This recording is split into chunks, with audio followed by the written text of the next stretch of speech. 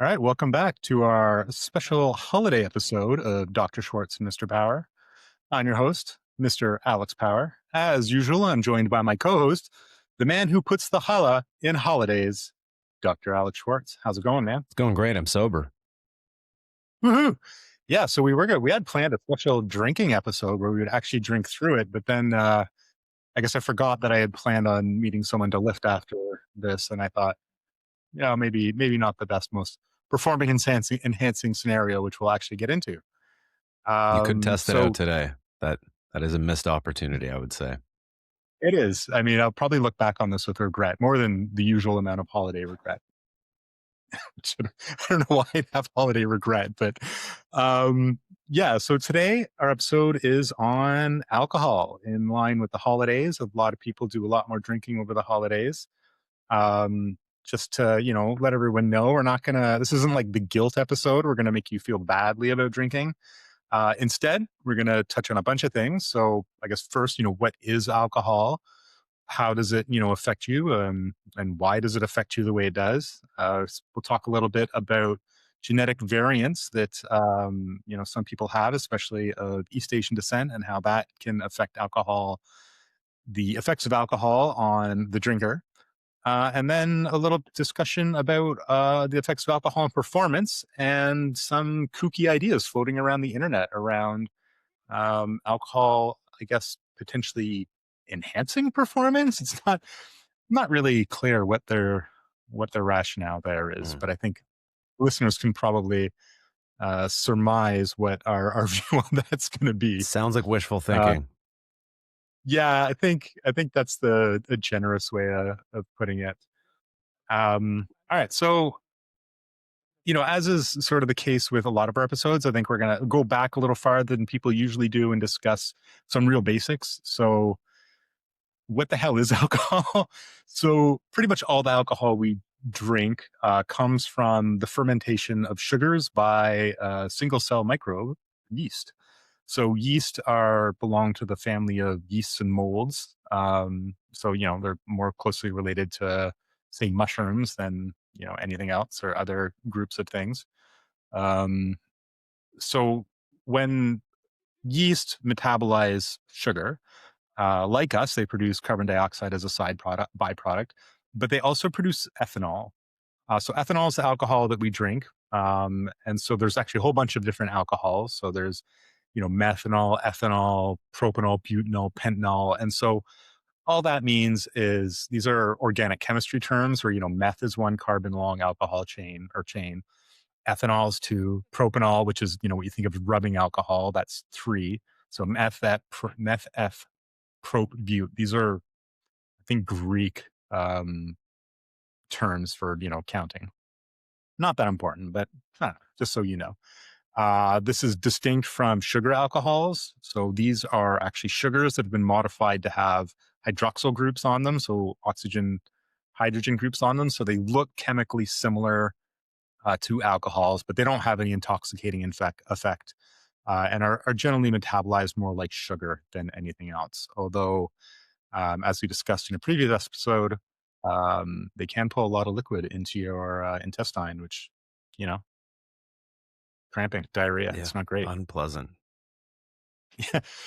So when you studied nutrition, did you guys talk about alcohol much, like as a nutrient? Like, is that something that was it ever framed that way? Uh it's not it's not necessarily framed as a nutrient in the sense that you should have this in your body.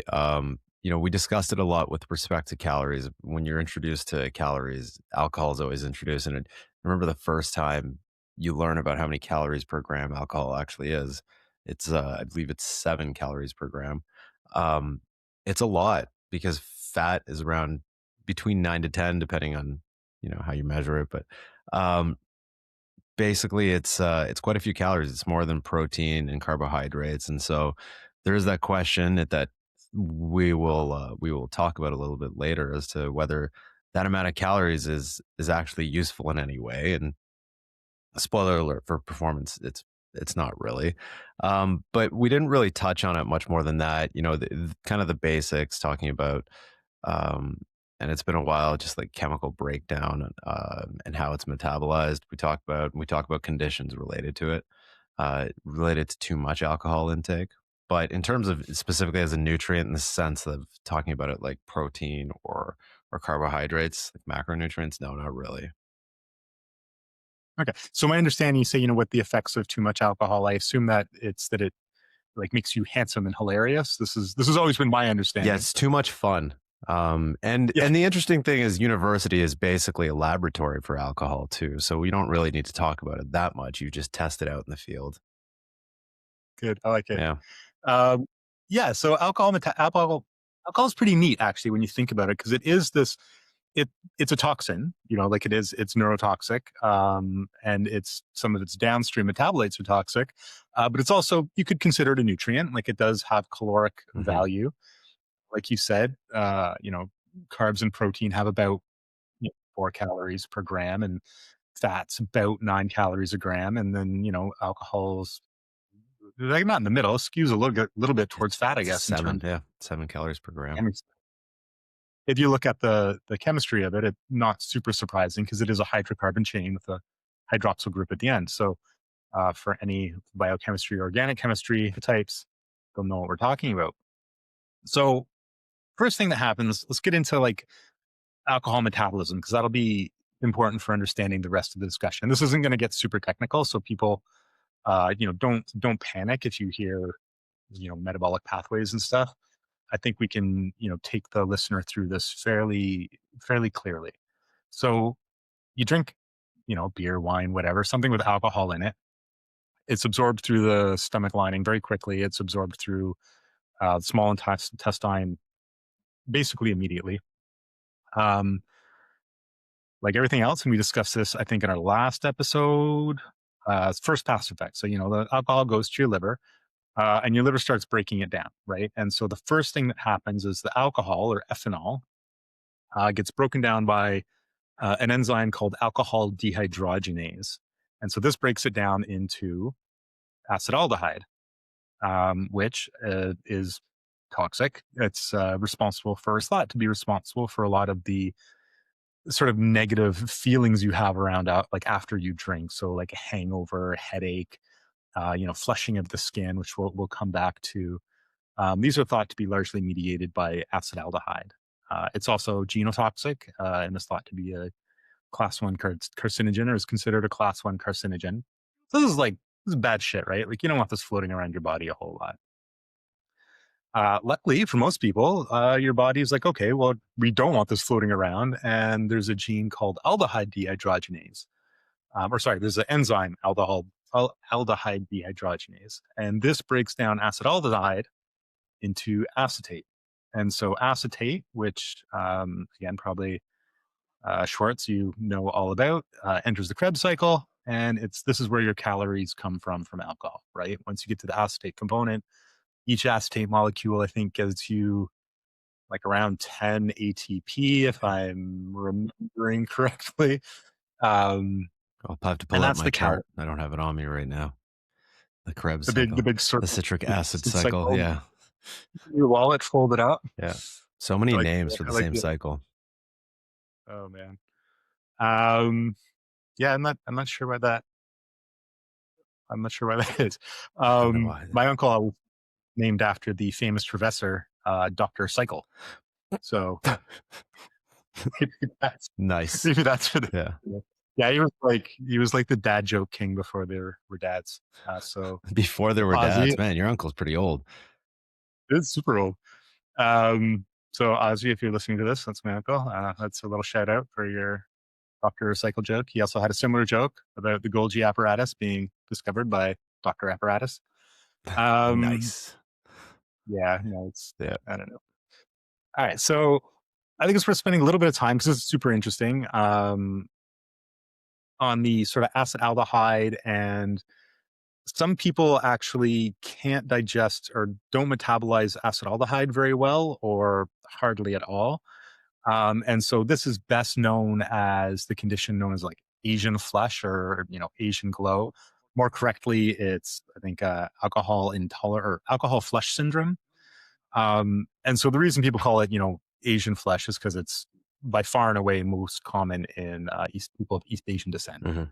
Not exclusively, it should be pointed out, but that's by far the most the population which it appears at the highest prevalence. And so what happens here, and this is people often will say, they're allergic to alcohol, but it's not actually an allergy. So if you go back to what we were saying, just a moment ago, alcohol gets enzymatically broken down into acetaldehyde, and the acetaldehyde is broken down into acetate, which is, perfectly good, fine for you.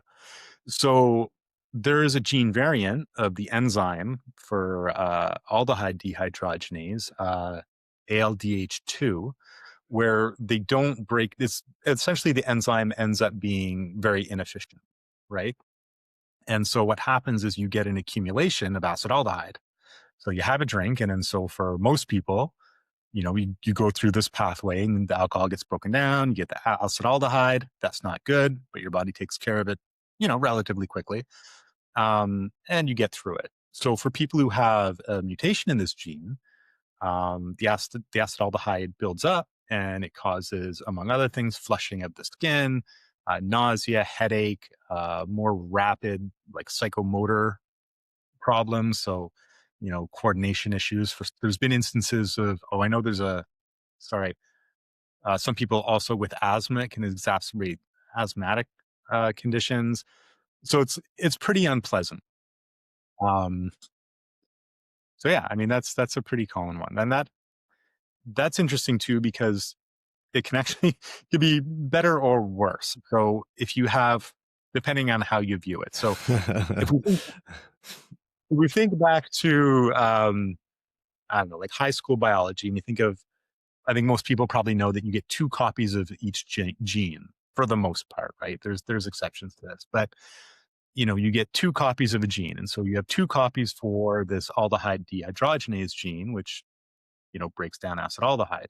If you have one defective version of it, you're still able to break down the acetaldehyde at a pace that would typically allow you to still drink, but um, you will get that flushing effect, and you will get often like a worse hangover and headache, nausea if you aren't careful. If you have two versions of the gene, then you're very inefficient at breaking down acetaldehyde. And so, as you can imagine, like think of your body as, I guess, like a reservoir or a sink for acetaldehyde.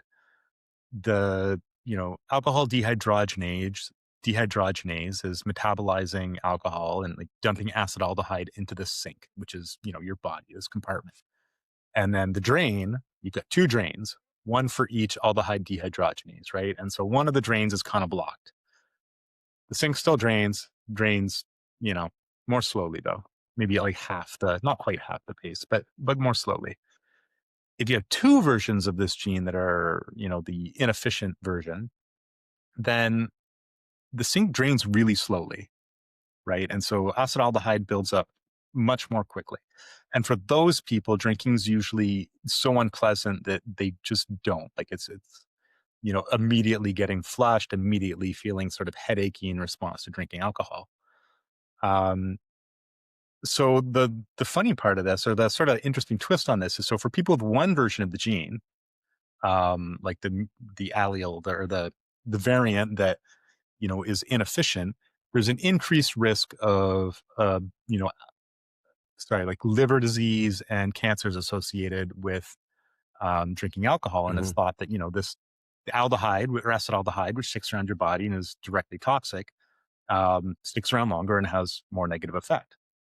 So where it gets sort of interesting is people with two versions of this gene, because they basically just forego drinking. It's so terribly unpleasant that they don't do it, have a lower incidence of these, alcohol associated liver disease or liver failure, and alcohol associated cancers like throat and like esophageal cancer, mouth cancer, like that. But I thought that was sort of an Mhm. Just so bad that interesting it outcome. prevents you from even risking anything. Yeah, you just end up with a super low exposure Mhm. profile because who the hell wants to drink when it's so terrible, right? Like, I had you don't get any. I had a or I have a friend, and he was a roommate, and he had this. So it was Mm. interesting, and he didn't drink that often. He loved smoking weed, but he didn't drink that often. Likely smoked weed and as a result of it. But when we would grab a drink, it was like one beer, and that was it. He was he It's was co- yeah, he was inebriated, he was flushed. Yeah, no, and that's a typical. Hmm. I think a pretty. Oh, I mean, I've had a number of friends also. I mean, you might remember our friend Hang Sun. He had uh, he would suffer that as well. He could drink, but he would get pretty flushed. Yeah, yeah, Uh, so something I learned, which I didn't know before, researching this episode, was that there's also a variant in the ADH1 gene, which is the alcohol dehydrogenase, or the gene that codes for alcohol dehydrogenase enzyme, which is the enzyme that converts ethanol to acetaldehyde. And this also appears in a higher incidence in East Asian populations. And this one just feels cruel because it's actually more efficient.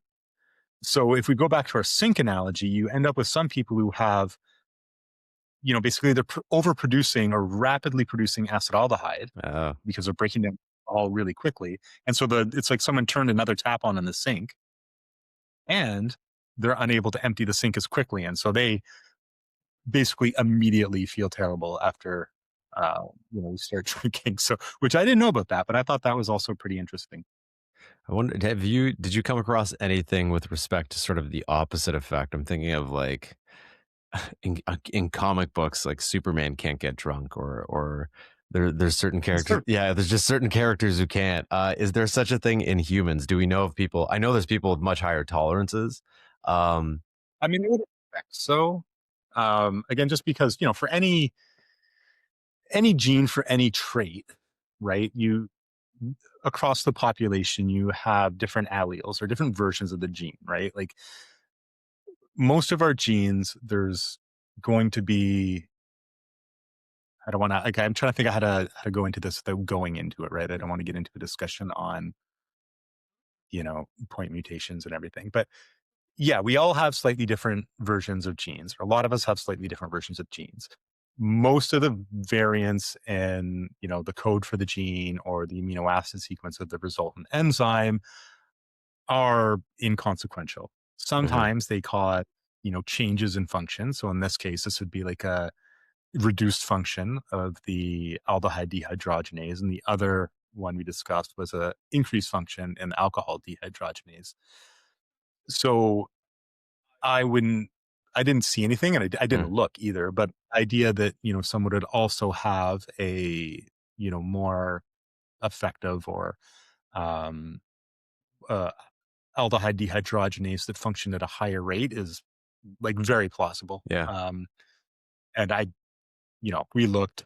I wouldn't be shocked if that existed. So if someone had two versions of each, so if you had two versions of, the alcohol dehydrogenase that was more efficient, and two versions of a aldehyde dehydrogenase that was more efficient, you would expect to be able to drink more, I yeah, guess. yeah. Mm. Outside of the And might realm of affect. comics, that would happen. Yeah. I don't know if it would make you leap tall buildings in a single bound or anything. I Like, would you laser eyes, I think whatever? But Wolverine had this issue too, which is kind of depressing, given the whole story is really depressing. But the guy needs to drink, and he just can't get drunk either. it's yeah, no, that's a big issue for sure. Yeah. Um, In real Major life, there concern. was Andre the Giant who was in. Well, that's just being big, Yeah, that's right? that's And another that thing actually, we're gonna get into. Yeah. I mean, your body size, especially your lean BMI, your lean body mass, um, is another big determinant of, how much you can drink without feeling badly, Yeah. essentially. Just, this gets the spread out over the volume of your body. Hmm. Um, So yeah, so before we get into performance stuff, we're very briefly going to go into some of the toxic effects. I don't want to spend too much time on this. I think people, for the most part, get it.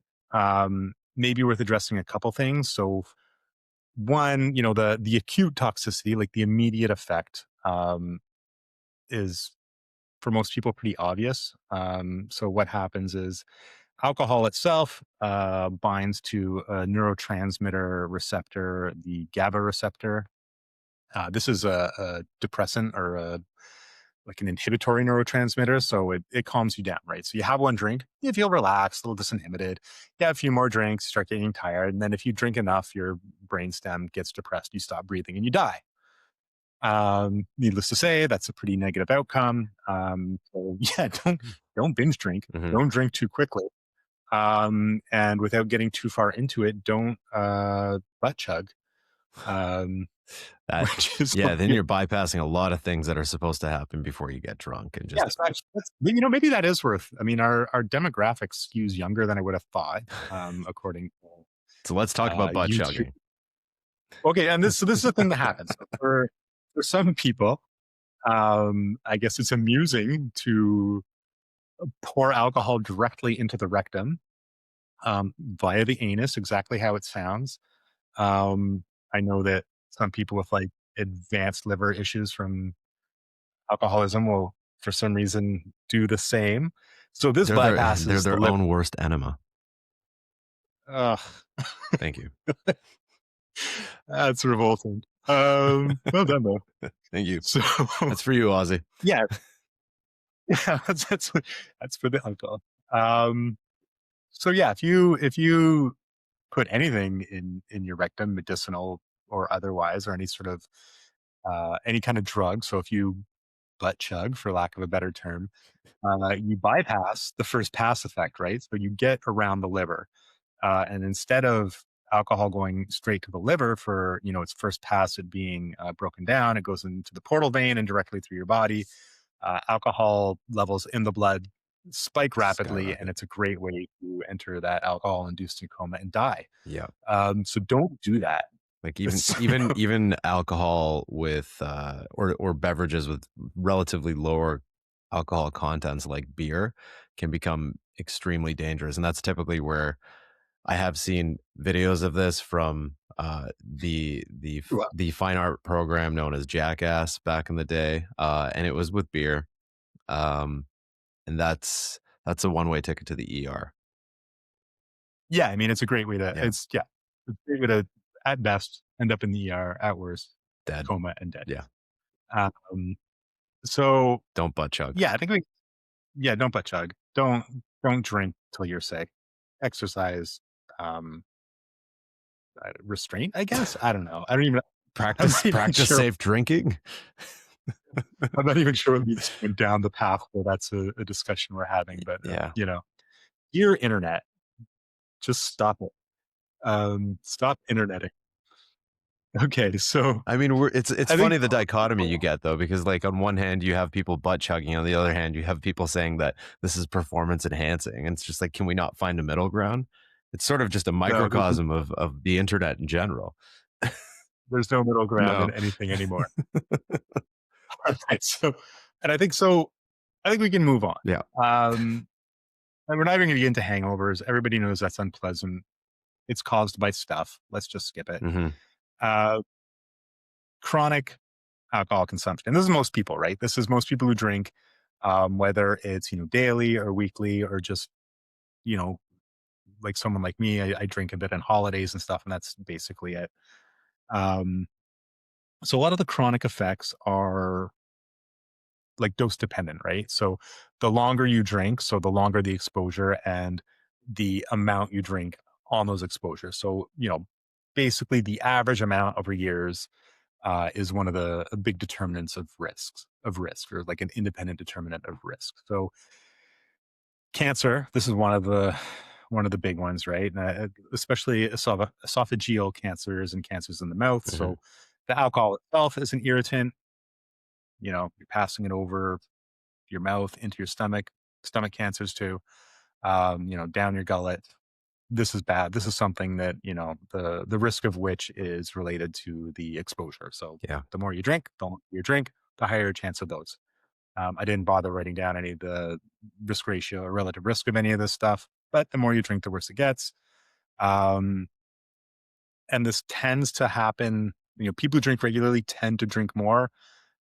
So remember on the last episode, we were talking about how your body does a pretty good job of trying to regulate when you put things in it it doesn't want in there, Yeah. right? So in the case of the GABA receptor, which we just discussed, if you drink regularly, your body upgrade regulates the GABA receptor. So the initial relaxing effect of alcohol is less when you drink initially, right? So, you have a drink, you relax, you're chatty, you think you're hilarious. That takes a bit longer because those GABA receptors, there's now more of them because they're used to being, overstimulated by alcohol when really they're just waiting for, what are the gamma Butyric aminobutyric, acid. Yeah. which is the neurotransmitter that's responsible supposed to be responsible for activating them, right? Alcoholic liver disease, aptly named, Yeah. as opposed to non-alcoholic fatty liver disease, which I don't know. You could probably talk a little bit about because I know that relates to. Do you feel comfortable chatting about that? Just its relationship to obesity and metabolic disease, or I you mean, don't have to. that's really it. Without getting into a ton of detail, higher adiposity results in a higher risk of non-alcohol fatty liver disease. Um, but drinking alcohol will directly result in alcohol liver disease, and it is again aptly named one of the primary causes of chronic liver failure. It's second only to bacterial infection. So alcohol Okay. is it's a prevalent thing in society. People, it's been. I mean, we actually didn't do a whole historical background on this, which I'm pretty proud of us for not doing because we generally will do that. But alcohol has been Wanted to. alcohol has been with people for a long time. Um, Yeah. so it's kind of embedded in our society. Although I was reading recently something very interesting, side tangent, in that Gen Z is drinking a lot less. Um, Yeah. yeah, Yeah. Alcohol consumption rates are way down yeah, it's for. it's affecting the alcohol industry here. I know here, Oh, good. yeah. So Not that I have a beef with alcohol, but I'm yeah, it's glad just people are like I drinking. mean, there's just honest. Alex is fighting businesses now. No, but There goes our boost sponsorship, right? yeah, dang. But yeah, it's not great. And again, we don't want to bog you down and tell you that it's terrible. I can tell you, my biggest concern isn't with my alcohol consumption now because it's fairly normal. I think my biggest concern is probably my 20s and the amount of alcohol I consumed and how quickly and how often, in terms of binge drinking. So for me, that's really one of the things I think about when I think about it. And it's nothing I can prevent at this point. It was just being stupid to some extent, but but also Well, that's good. so no, go ahead, Alex. Well, that touches on another thing. So, I said that, or, I mentioned that sort of the average of consumption over your life. And Hmm.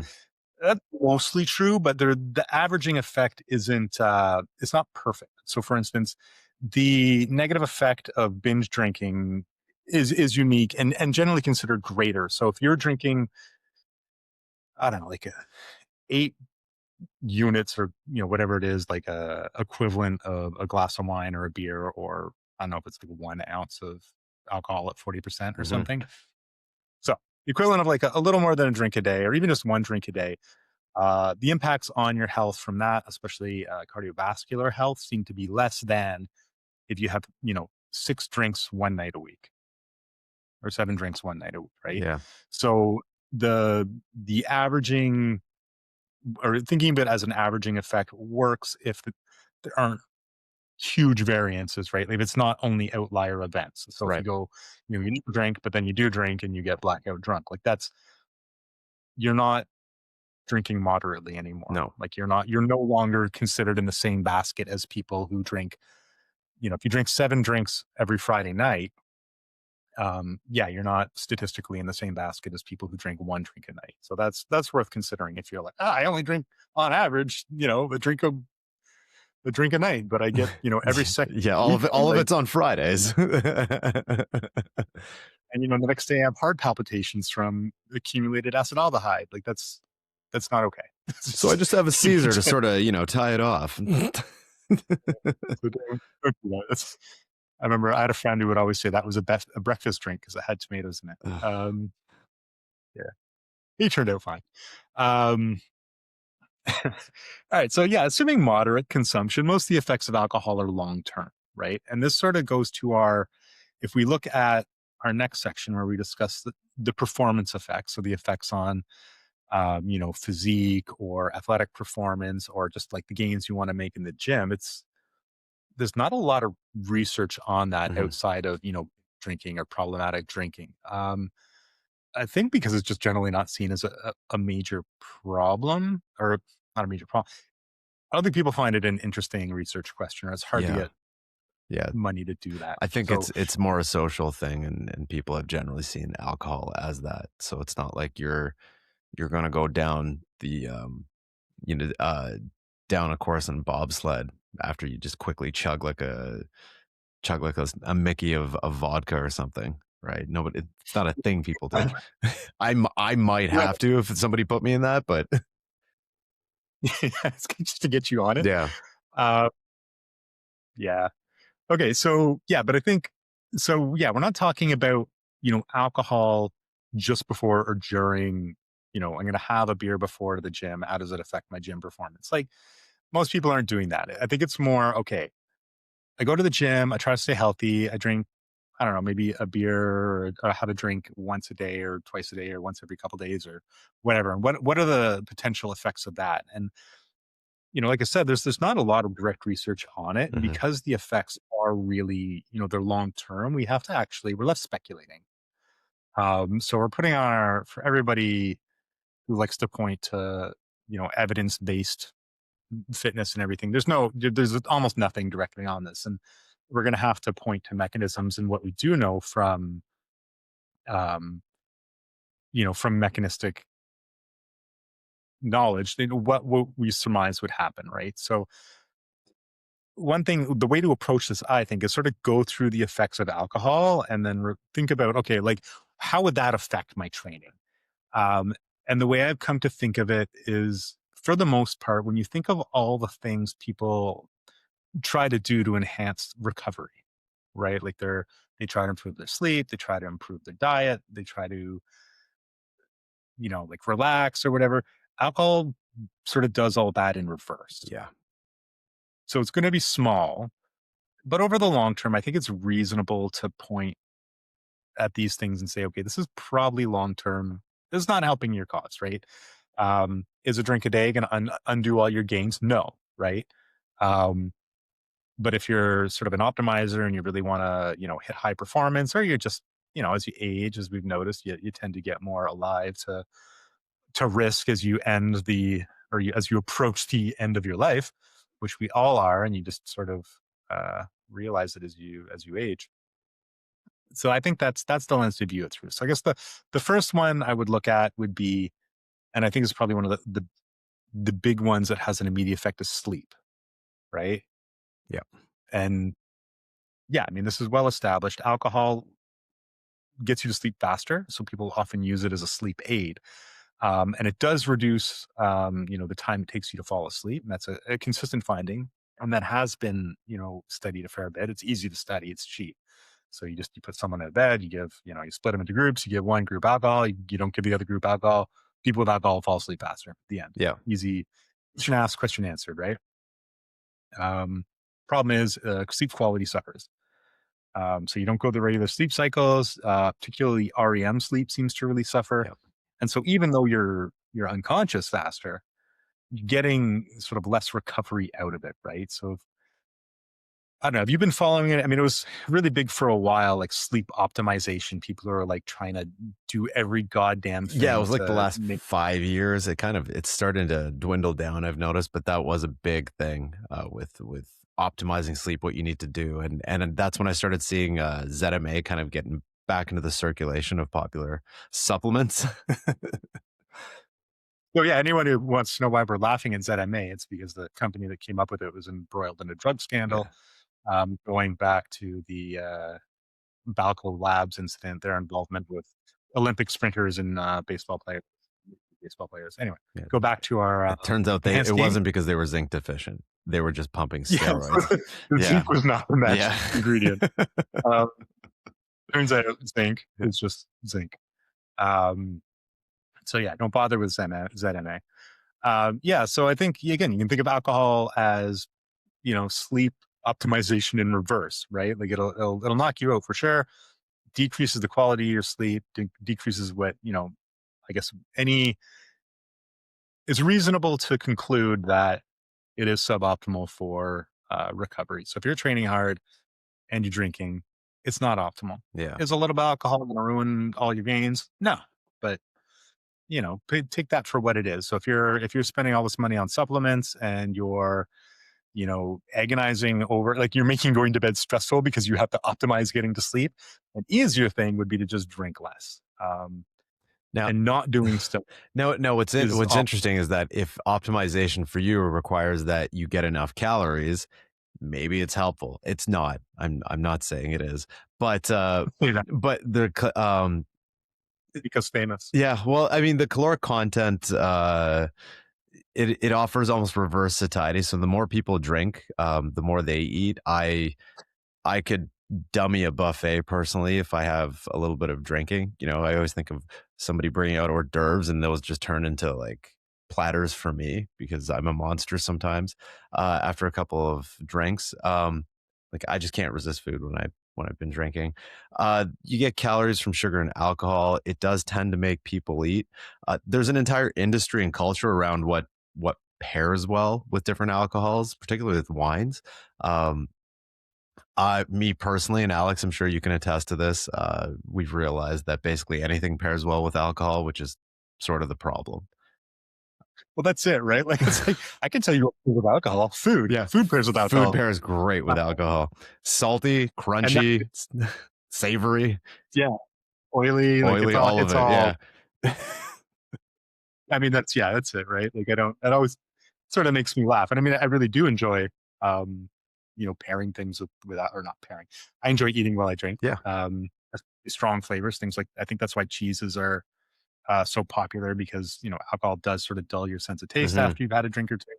But really strong salty things still come through. And But sometimes it's not anyway, a that'll terrible sort idea to eat when you drink, just because it'll slow down the gastric emptying of alcohol, and you could mitigate some of the effect. Whereas if you have just an empty stomach and you drink, it could be more of a situation where yeah, you're no, dry heaving later or wet heaving, depending. it also gives you something else to do. I think, Hmm.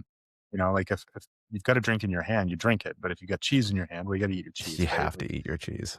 It's, Okay, so the second thing I think is relevant for people interested in how alcohol may affect their performance is inflammation. mhm. So alcohol is inflammatory. Acetaldehyde is also inflammatory. And there's been, especially in the past decade, a lot of talk about the effects of, chronic inflammation, how that relates to, well, age, for instance, is I think the biggest independent risk factor, not risk factor, but independent determinant of low levels of inflammation. So as you age, markers of inflammation, things like interleukin 6, gradually rise. Mhm. And this is like with you know general feelings of pain, like aches and pain as you get older, non-specific joint pain, as well as like more specific, like osteoarthritis is related with inflammation. So again, we're extrapolating, but it's reasonable to surmise that this would exacerbate. This is not going to help that, No, right? Like drinking a pro-inflammatory drink, then metabolized into a secondary pro-inflammatory substance, isn't going to help this at all, no, right? Um, and I know there's also some research, or there's researching about. I don't want to get this sort of biochemist chemistry heavy, but the links between metabolic syndrome and inflammation and cancer, and like there's a lot going on there. That's I think more than people want to listen to us casually discuss, but alcohol's not going to help that. no. Um, yeah, here's what it's something else. Here's so we're reading off this list of things we wanted to discuss, and I think this one would be a good one for you. So, and I know this is more. My understanding is this is more long term, right? So alcohol disrupting nutrient absorption, right? So I know like vitamin A, for instance, the alcoholics, so people with like long term heavy drinking tend to be low in vitamin A. I don't know if you want to. there's much more to say about that, or Not a lot more to say, but there is something pretty interesting. I remember years ago we were discussing in that though alcohol is calorically dense, so it has the higher amount of calories per gram. Uh, there's been an observation generally, and I don't remember what kind of a study this was. This is just something I'm recalling from years ago, but the people who were considered to have alcoholism weren't necessarily overweight or obese, or they didn't have overweight or obesity. And that's part of the issue is that, whether it's disrupting nutrient absorption or whether it's just displacing the nutrients that they eat. So instead of eating, they're just drinking alcohol. You finish a work day, you're just pounding beers, and they're pretty heavy. Beer has alcohol, but it has a lot of other things in it that make it fairly heavy. A lot less alcohol than a lot of liquors, obviously.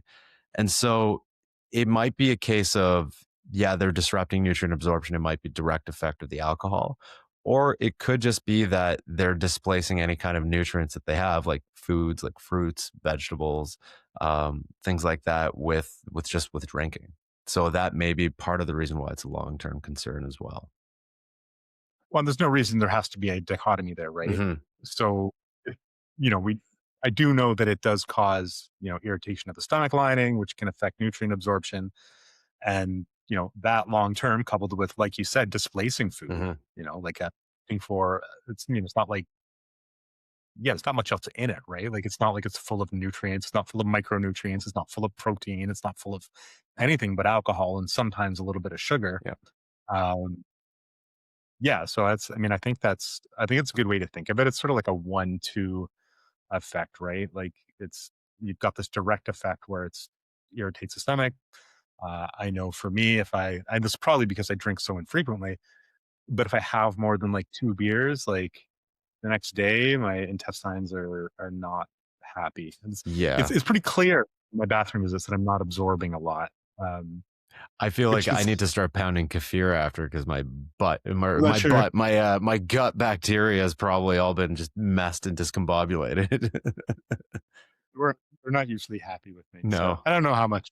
I don't know if we should edit that part out or what, but No, we're keeping but I that in. find, You have said butt yeah, chug at least 20 times in this podcast. it's here we did discuss the butt chuggery. Yeah. Um, all right, so the last one, and I like this one because sarcopenia is something that's getting a lot of attention these days. So Mhm. for those who don't know, sarcopenia is typically age-associated loss in muscle function. Um, it usually goes along with a loss in muscle volume. So your muscles are getting smaller, but it's not just the loss in volume, right? Like it's that the muscles are weaker and they don't work well. Yeah. And so you even see sometimes, especially where you get alcohol or sorry, like adipose intrusion into the muscles, they don't necessarily change size, but they get marbled with fat. So if you think Yeah. of really nice steak, right, or like a wagyu beef, something that has, you eat steak, that's the muscle from the animal. Typically, when talking about steak, it's like a cow, and then the white inside the muscle that's all marbled in there.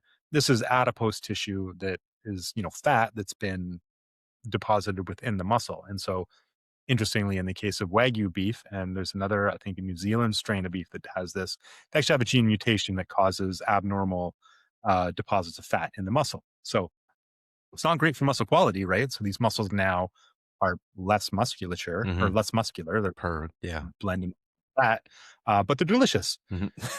But we're not That's eating less of a people here. concern Yeah. for people. But just to divorce the idea that, a loss in muscle size is equal to a loss in muscle function.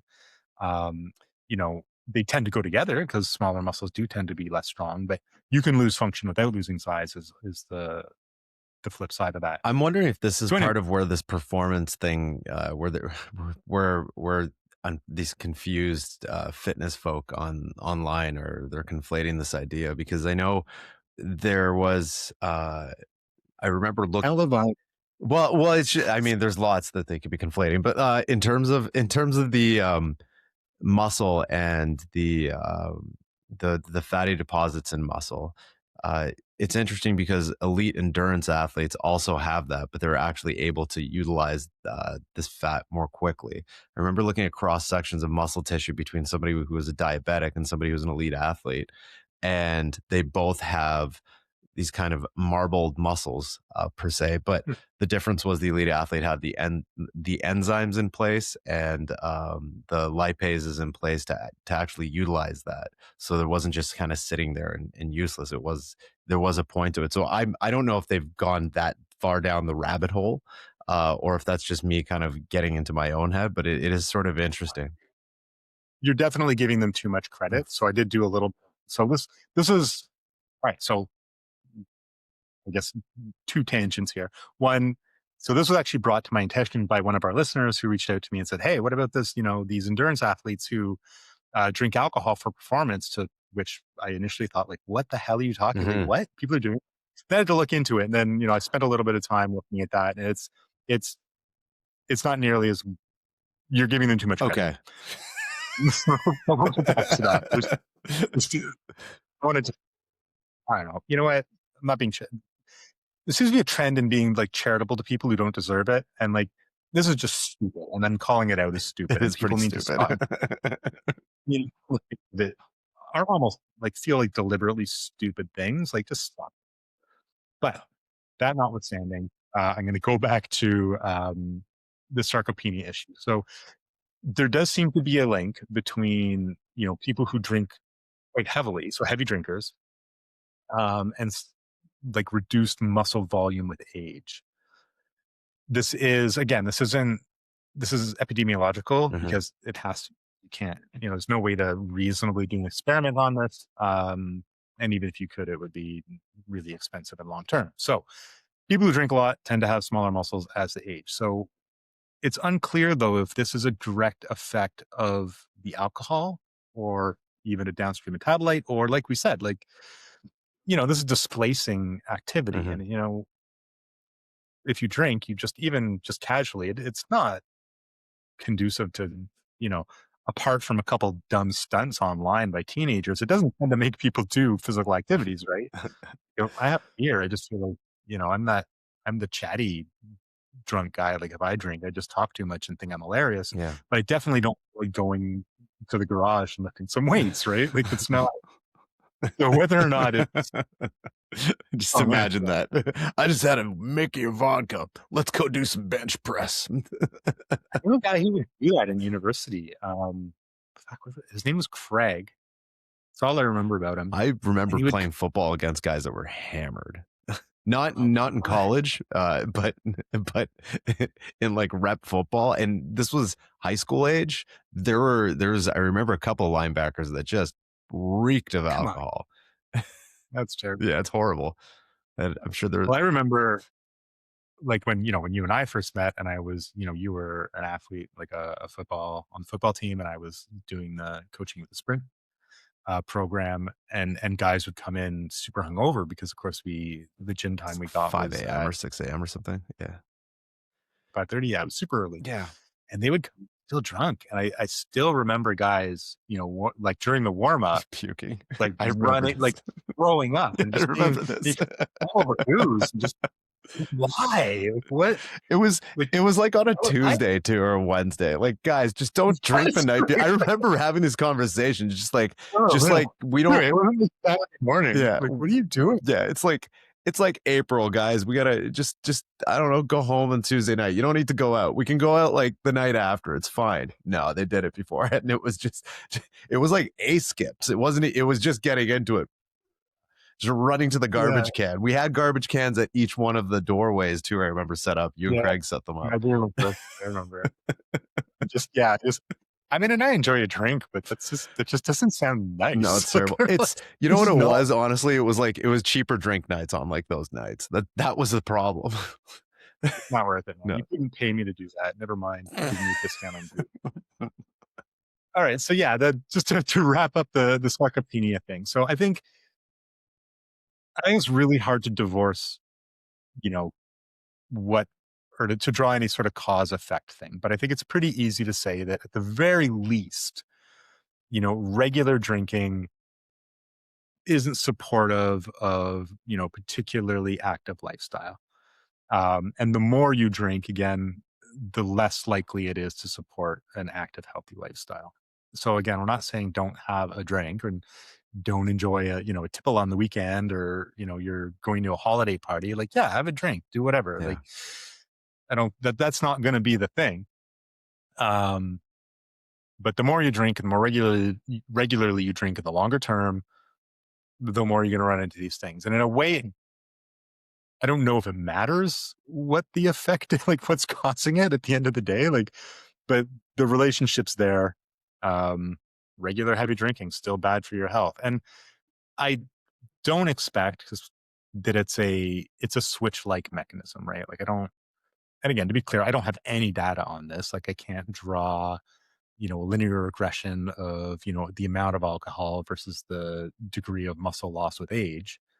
Um, but I also don't see any reason why it would be switch like, where if you have one drink a day, there's no effect. And if I had three drinks a day, there's a major effect. Yeah. Right? So it's probably, I'm going to say, I'm not even going to say it's linear, but I doubt it's switch like. It's not Um, helping, that's for sure. Anyway, yeah, it's not helping. Yeah. Be informed. All right. So I guess the last thing, and this is interesting, and this is still emerging, and I definitely don't know a lot about this. I know that this research exists. I keep sort of meaning to turn my mind to it because it's weird. And that's the effect of GLP-1 agonists on drinking and drinking cessation. So I know you and I had a quick chat about this before we started recording. So there's been research on, this is born out of casual observation, but there's been research on using GLP-1 agonists, better known, for their effects on, fat loss and appetite suppression on drinking cessation. And so where this seems to have come about is just through, casual reports of people who are taking, initially it was with Ozempic, Mhm. um, or just not wanting to drink as much, and their alcohol consumption went way down. They just didn't like desire drinks. Um, so yeah, that's pretty interesting. And I know like they're, if you do a quick search and like through abstracts and just pulling a couple of papers down, it's like they for a causal explanation, they say, oh well, it seems to affect the reward centers in the Yeah. brain, which I mean, I don't know. As far as explanations, that's just kind of like saying, well, people drink less because they feel less like drinking, and it's like, all right, like, but I don't really know what it means. But it's interesting. I'm curious to see that play out. Do you have any thoughts on that, or why that might I mean, alcohol? I guess and if I did more work on alcohol with appetite research, I could have a better answer to this. But I guess alcohol, the drive for drinking alcohol or wanting to drink alcohol may not necessarily be because of thirst. It may be involved with not just the reward centers, as they say, but also just with appetite.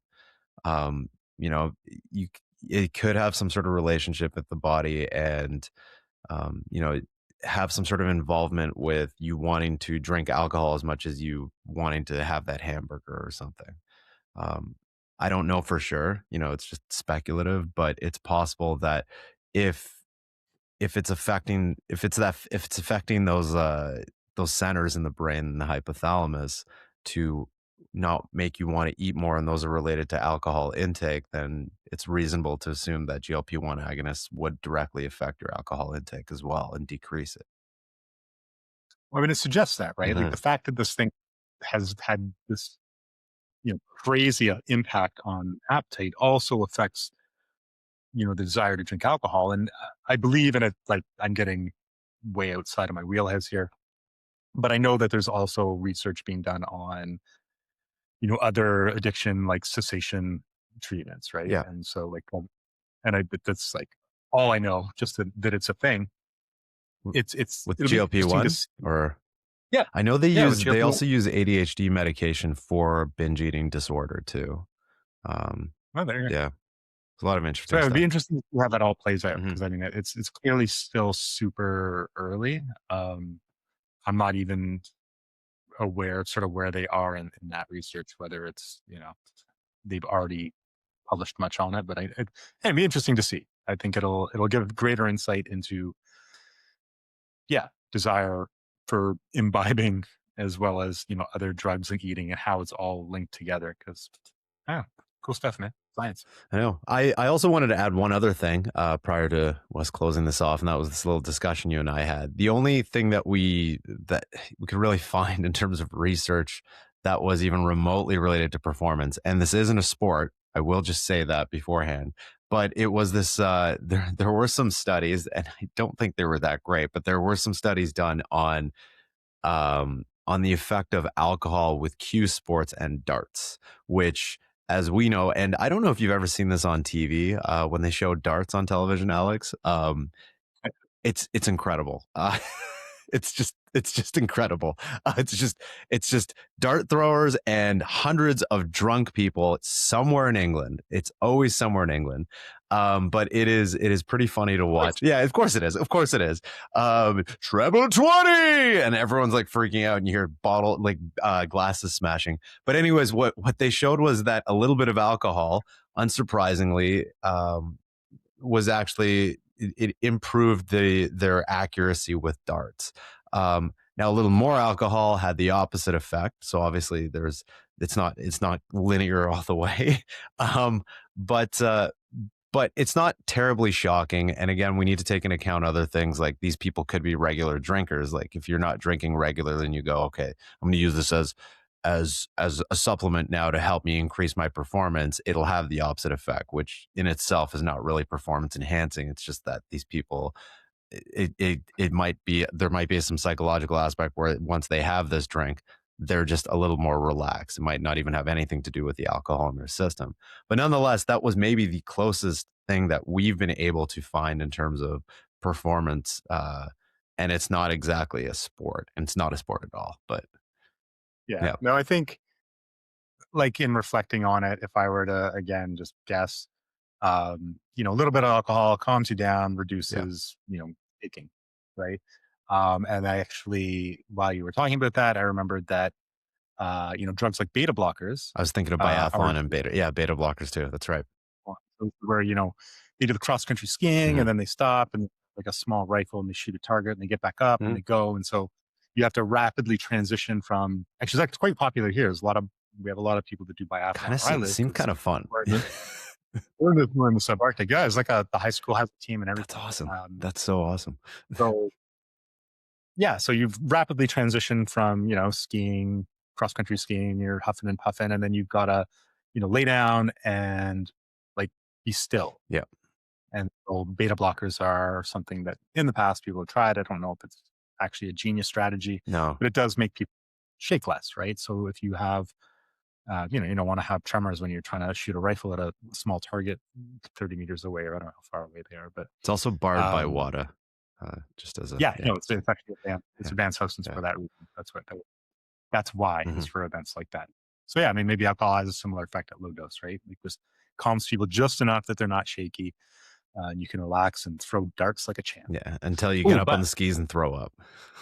yeah, They should exactly. have a skiing and dart throwing one. That would be I'll pitch it. do it. Um, so going back to this endurance alcohol thing. So there's like a section. I mean, there's a part of the internet for everything, but there's a part of the internet arguing that, like you said, because alcohol has, 7 calories per gram and it can be metabolized more quickly than fat, like it's more readily available, that this is a viable strategy for Hmm. endurance athletes. So this is one of those things that's so dumb. I don't know where to like, where do you even assail this argument? Like where do you begin? It's like, well, and to do so, I have to first sort of give credit to it in order to like, when you argue with someone, you tacitly validate their position, and I'm not going to do that. Just, alcohol immediately affects performance like negatively, Hmm. and then rapidly, and then as downstream metabolites do the same thing. Um, this is dumb as hell. So if anybody, if anybody like reads this or hears this and like, It's oh wrong. well, I heard, yeah, Yeah, it's it's just stupid. wrong, man. Just don't. I don't even want to get into why. It's just Alcohol is a toxin. Acetaldehyde's toxic. Like, just no, don't. It's the maybe there's some cockamamie. Oh well, you bypass this and enter the citric acid cycle farther down, so you get ATP. No, it's just Yeah. this is stupid. You're missing. It's like smoking a joint and saying that's performance enhancing. I think it was the Robin Williams made a joke about this. He said it's not performance enhancing unless there's like a chocolate bar at the end of like the slopes or something. Yeah, Yeah, it's just it's not. it's just too dumb. It's not. No. Um, and I was until yesterday, um, completely, I guess, ignorant to this, and I'm glad to say I wish I still were, because it's dumb as hell and it concerns me. Um, people's people's critical reasoning skills are in need of exercise. Um, all right, so I think that's it. You feel like Is we've that it? covered. Are you Oh, sure? I thought you had more. oh, I'm done. It's too bad. I kind of like these. Yeah, it's just I don't know. It's just too stupid to even get into. It's super But stupid. Yeah. um, all right. Well, if that's it, I guess we'll sort of wrap it up with our closing thoughts. So yeah, alcohol consumption still not going to do any favors for your health or performance. But there's a pretty big dose response relationship, right? And so I guess this is where I would start and say, like, the old papers in like the early 2000s, late 1990s, I guess it was early 2000s, associating like low level drinking, especially with respect to Wine. wine, Hmm. red wine. It was dubbed like the France paradox, or maybe that has to do with saturated fat. I don't know. But saying small amounts of wine are good for your health, we now know that's probably just a statistical anomaly. Hmm. It does speak to the fact that low levels of alcohol consumption aren't a huge deal, or at least the relative risk is pretty small for the downstream negative health effects. That said, you probably shouldn't be drinking every day. It's definitely not doing any favors for your performance or your physique or your health. Don't binge drink, which doesn't mean you're, passing out drunk, but don't like save all your drinks for Friday and, think that you're doing the same thing as having a drink a day. You are not. Hmm. That is wishful thinking. While not as stupid as maybe drinking for performance enhancement, um, it is still a bad idea. Yeah. At least you're using Yeah. math So, for that. I guess you could yeah, say. Yeah. hopefully. I guess, to finish on a positive note, the upside to alcohol, and I don't think this is nothing, but like it's fun, Yeah. right? Like it is a social lubricant. It's nice at holidays. Know the risk. And if you're okay with that risk and you're a grown up, like, I don't know, do your thing, right? Like I do risky things in my day. Um, You get in a car. yeah, get in a It's car. completely independent of So alcohol, might I add, but you get in a car and that's a yeah, no, risk. not, Yeah. not while drinking. Those never the twain shall meet. Hmm. Um, so yeah, I think that alcohol's fun is a legitimate defense, so long as it's I guess like weighted appropriately. Hmm. Like not talking about, oh, you only live once, so do stupid things. Like, it's not what we're saying, Carpe right? Like YOLO. carpe YOLO. Should get that on a shirt. Might. Brought to you by Dr. Schwartz and Mr. Power. Carpe YOLO. All right. So yeah, so if you're gonna drink, like moderation really is. And by moderation we mean like less is more. Um, it's not gonna help your health in any way. Small amounts probably aren't a big deal. Large amounts, very bad. Hmm. Um, yeah, so don't forget to what do they say? Like, subscribe, send us angry email, or even like email praising us for being so hilarious. Comment on If you were our drinking, videos. yeah, Yeah. comment on our videos. If you were drinking during this episode, I hope that we got more handsome and hilarious as it went. Yeah. And you can That's tell what us what I you expect. really feel now on those comments. Yeah, no, Yeah. now share all your deepest feelings. Yeah, so I guess for all those who celebrate Christmas, have a great Christmas. For everyone else, have a good holiday if you have it. Hmm. And if you Yeah. don't, your employer sucks. Yeah, there you go. Let's talk. Look into your employment rights depending on your jurisdiction. Yeah. Um, all right, cool. Schwartz, we'll talk later. Listeners, have a great remainder of your week, and we'll see everyone next week with a as to be determined bonus, additional, Oh, still holiday, intermediate from Christmas to New Year's episode. 2 drink minimum. The drink minimum. Yeah. All right, take it easy.